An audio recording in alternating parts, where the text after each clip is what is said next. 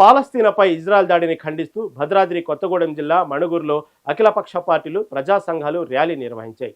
Israel దాడులు మానవ హక్కుల ఉల్లంఘన అన్నారు.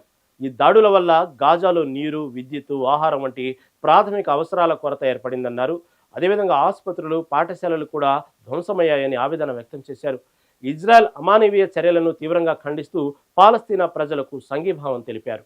ఇవాళ పాలస్తీనాలో యూదులకు ఉండటానికి చోటిచ్చినందుకు అక్కడ దేశం ఏర్పాటు చేసుకోవడమే కాకుండా ఇవాళ ఆ దేశాన్ని, పాలస్తీనా అటువంటి దేశాన్ని మొత్తం పూర్తిగా ఆక్రమించుకోవడం కోసం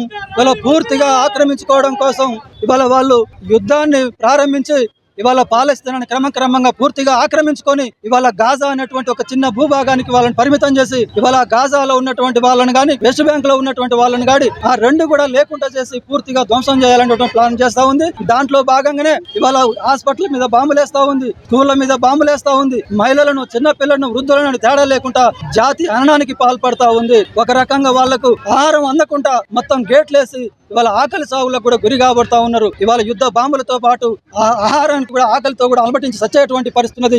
ఇప్పటికే 18,500 మంది పిల్లలు చనిపోయారు, 60,000 మంది పౌరులు చనిపోయారు.